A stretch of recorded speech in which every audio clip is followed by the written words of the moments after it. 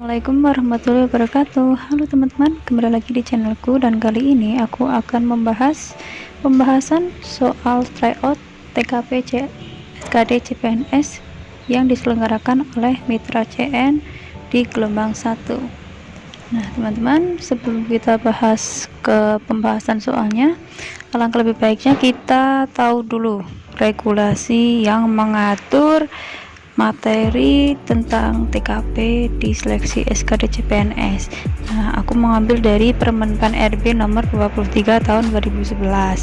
Di Permenpan ini dijelaskan bahwa materi TKP itu terdapat 5 kompetensi, ya, bisa dilihat di layar. Untuk nomor 1 itu merupakan pelayanan publik. Pelayanan publik itu merupakan keterampilan kita dalam memenuhi kebutuhan publik sesuai dengan wewenang yang dimiliki secara ramah. Dan untuk nomor 2 itu merupakan keterampilan jejaring kerja. Ini merupakan keterampilan kita dalam bekerja sama dengan orang lain secara efektif. Untuk nomor 3 merupakan sosial budaya. Ini merupakan kompetensi kita, kemampuan kita dalam beradaptasi dengan masyarakat majemuk. Yang dimaksud masyarakat majemuk ini merupakan masyarakat Indonesia yang terdiri dari masyarakat yang memiliki beragam latar belakang. Nomor 4, teknologi informasi. Ini merupakan kemampuan kita dalam memanfaatkan teknologi untuk meningkatkan kinerja kita. Dan yang terakhir ada profesionalisme, yaitu kemampuan kita dalam melaksanakan tugas sesuai dengan tuntutan jabatan. Nah, sebelum itu kita perlu tahu dulu tampilan CAT. Nah, ini merupakan tampilan CAT pada tahun 2019 seperti ini teman-teman. Nah, teman-teman bisa lihat ya, di atas ini ada keterangan. Ini nomor 35 ini merupakan soal apa. Nah, jadi di tahun lalu itu, di tes tahun lalu itu ada keterangan di atas soal. Misalkan ini soal TKP, itu merupakan soal sosial budaya. Nah, ini tuh bisa membantu kita dalam mengerjakan soal. Tapi aku lihat di simulasi CAT yang sekarang sudah tidak ada, hanya ada keterangan tes karakteristik pribadi tanpa ada keterangan lebih dalam lagi ini merupakan submateri yang apa.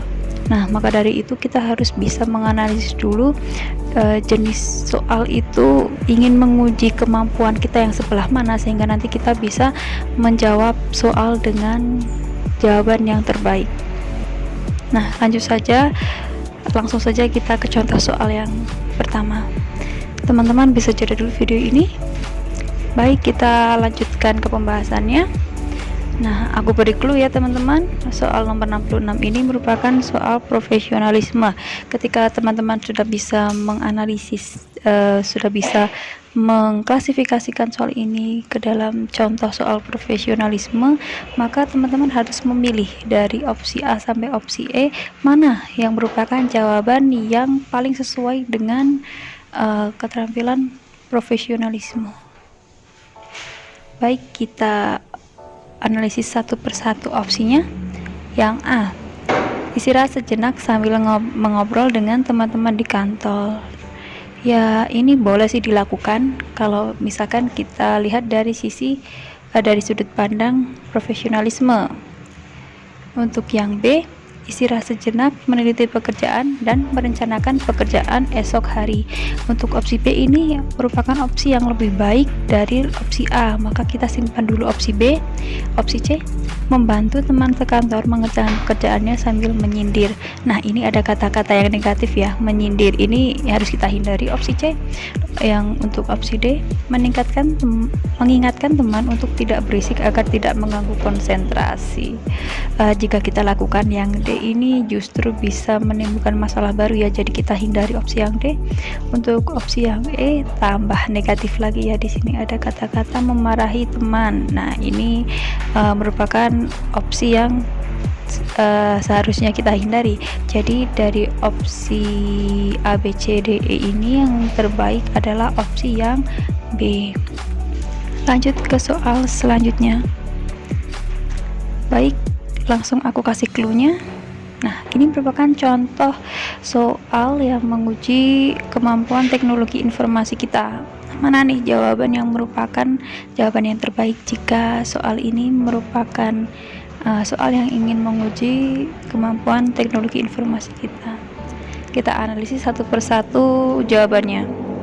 Untuk opsi yang A, membuat selebaran dan menarik dan membagikan selebaran tersebut di tempat yang dikunjungi oleh banyak orang. Bisa, yang A bisa kita simpan. Untuk opsi yang B, mewajibkan peserta yang mendaftar untuk membagikan pamflet pendaftaran di berbagai media sosial yang mereka punyai.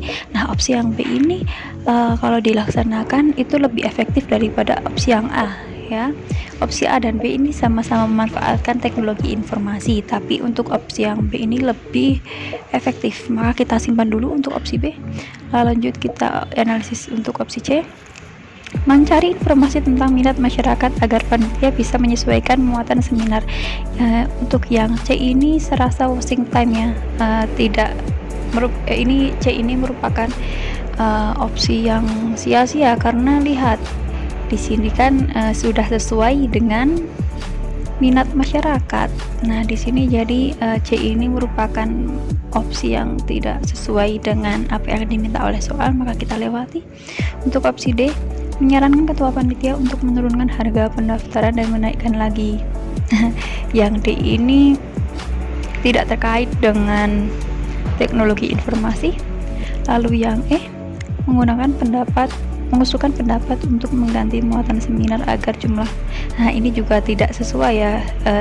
Pernyataan E ini kontra dengan pernyataan yang menyatakan bahwa muatan seminar ini sudah sangat sesuai dengan kebutuhan dan minat masyarakat. Jadi dari opsi A sampai opsi E yang merupakan jawaban yang terbaik itu adalah yang B. Lanjut ke soal selanjutnya. Baik, lanjut aku beri clue-nya. Nah, jika kita lihat dari sudut pandang profesionalisme dari opsi A sampai E, manakah jawaban yang terbaik? Kita analisis satu persatu ya jawabannya. Nah, jadi di soal nomor 68 ini menanyakan kebiasaan kita ketika berangkat ke kantor. Mana nih yang kita lakukan? Coba kita analisis dari yang A. Melalui rute perjalanan yang berbeda. A ini menunjukkan orang yang kreatif, yang mempunyai banyak inovasi. Yang A ini bisa kita simpan dulu. Yang B, berangkat sesaat sebelum jam masuk kantor. B ini bisa diartikan dengan kalimat lain, yaitu berangkat tapi mepet. Nah, ini bisa kita hindari ya. Yang B ini berarti tipe orang yang mengerjakan sesuatu itu orang yang suka menunda-nunda pekerjaan, sehingga ketika dia mengerjakan sesuatu itu pasti mepet dengan deadline. Nah, kita lanjutkan ke opsi C, berangkat lebih awal agar dapat menikmati pemandangan. Bisa jadi kita simpan untuk opsi C. Opsi D, melalui rute perjalanan yang selalu sama. Nah, untuk opsi D ini merupakan menggambarkan orang yang tidak kreatif ya. Untuk opsi E, berangkat bersama dengan teman-teman kantor. Untuk opsi E ini ya bisa sih kita pilih karena tidak mengandung pernyataan yang negatif. Tapi kita lihat lagi teman-teman, dari opsi A sampai opsi E kita bisa menganalisis soal ini ingin menguji profesionalisme kita yang berkaitan dengan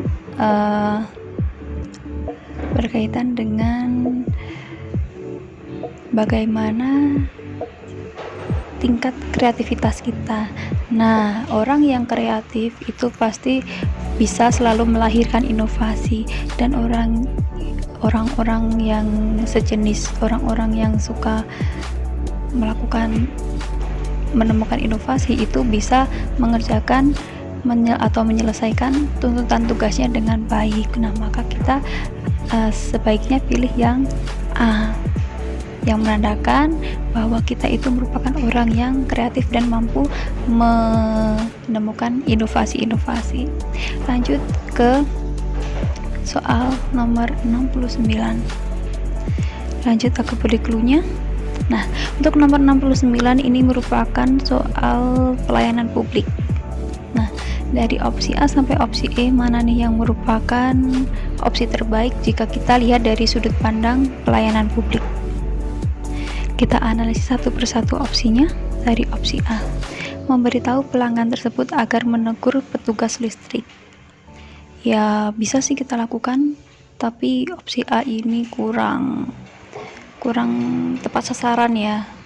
Untuk opsi B, menegur dan mengingatkan petugas listrik. Nah, ini merupakan sikap yang tepat dan tepat sasaran juga ya, langsung ke petugas listriknya.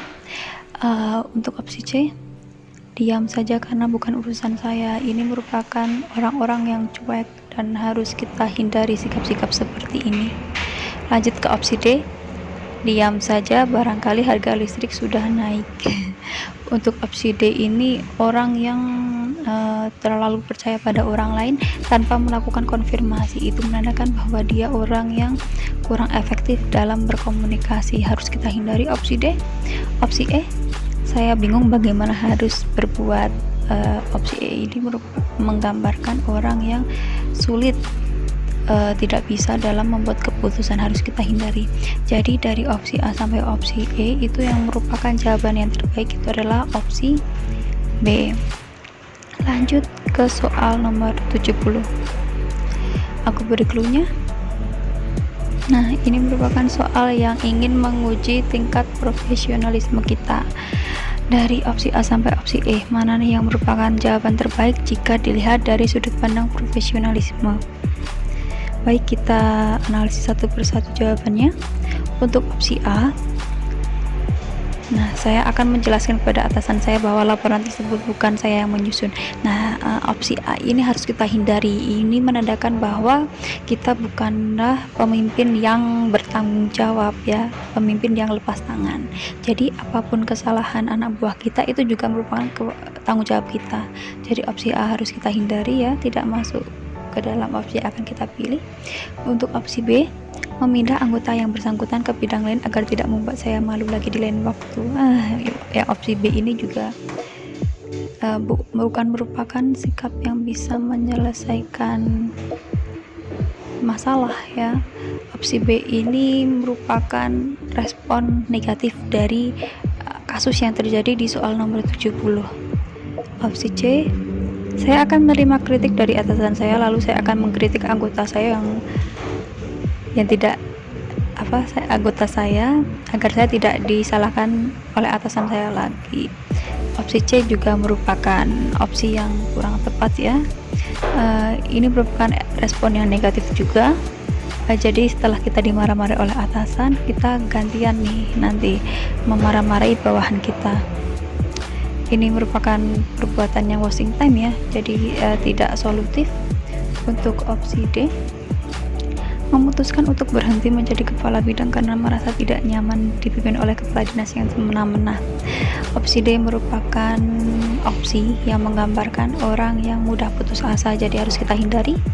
Opsi E, kesalahan yang dilakukan anggota saya juga merupakan tanggung jawab saya, maka saya akan turut serta dalam memperbaiki laporan tersebut.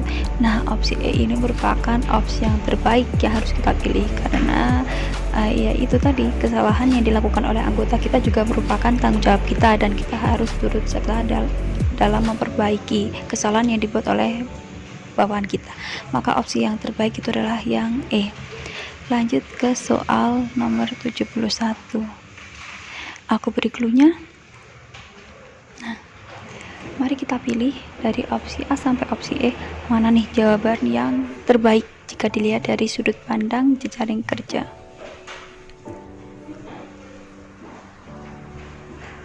Baik, kita lanjutkan ke pembahasan tiap opsinya. Yang opsi A, saya selalu mengajak bicara orang yang duduk di samping saya. Opsi A ini menggambarkan orang yang mudah bergaul.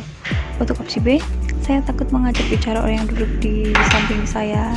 B ini merupakan opsi yang menggambarkan orang yang sulit bergaul.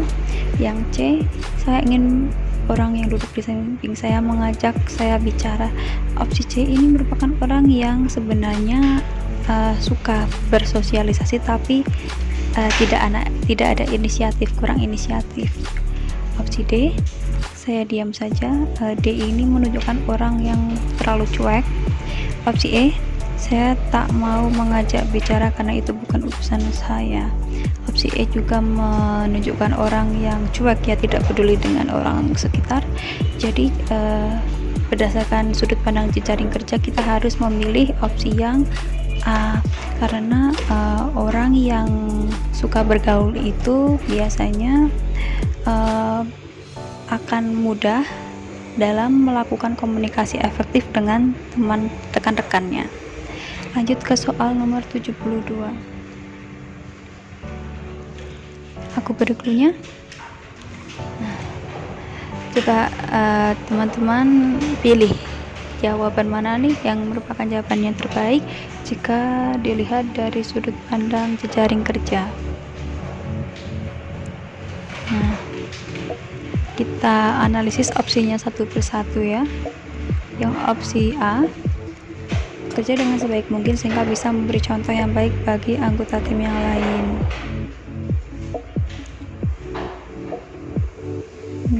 Bisa jadi yang A, tapi tidak solutif ya, karena di sini kan permasalahannya ada anak buah kita yang bersikap tidak peduli, jadi tidak menyelesaikan masalah. Yang B, tetap mengerjakan tugas saya dengan sebaik mungkin sembari mengingatkan anggota lain. Nah, bila melalaikan pekerjaan bisa menerima sanksi berupa teguran. Untuk yang B ini responnya terlalu keras ya, bisa menimbulkan masalah baru. Yang C, menyampaikan kepada atasan terkait anggota yang tidak serius bekerja. Opsi C ini merupakan opsi yang harus kita hindari. Ini merupakan opsi yang menggambarkan orang yang tidak bisa menyelesaikan permasalahannya, jadi terkesan tidak mampu dalam menyelesaikan permasalahan yang dia hadapi. Lalu opsi yang D, membagi tugas kepada masing-masing anggota kelompok secara adil. Saya akan terus memotivasi anggota tim saya serta terus memperhatikan pekerjaan mereka. Selain itu, saya juga tetap melaksanakan bagian pekerjaan dengan sebaik mungkin. Nah, opsi yang B ini merupakan opsi yang baik ya teman-teman. Jadi di sini ada upaya untuk menyelesaikan, untuk menghadapi masalah yang ada. Opsi yang E, menasehati anggota tim agar dapat menyadari tugas dan tanggung jawab masing-masing dalam tim, karena pencapaian tim adalah hasil kerja bersama, bukan hasil kerja perorangan. Yang E juga bisa, tapi jika kita urutkan menjadi seperti ini ya. Karena apa? Karena opsi D ini ada kata-kata memotivasi dan memperhatikan pekerjaan mereka, sedangkan yang E itu hanya menasehati dan memotivasi itu berbeda ya teman-teman. Jadi jawaban yang terbaik itu adalah yang D. Kita lanjutkan ke soal nomor 73. Aku beri clue-nya. Nah, sama juga, ini merupakan soal jejaring kerja. Nah, mari kita analisis satu persatu jawabannya. Dari opsi yang A, membicarakan permasalahan dengan pihak-pihak tertentu. Ini merupakan opsi yang harus kita hindari. Karena apa? Karena A ini menunjukkan perilaku yang bisa memecah persatuan kelompok. Harusnya kalau ada permasalahan kelompok harus diselesaikan secara bersama-sama.